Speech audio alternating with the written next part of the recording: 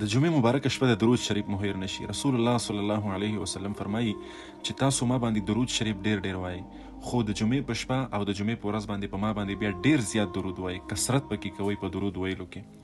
او وجه رسول الله صلی الله علیه وسلم بیانوي.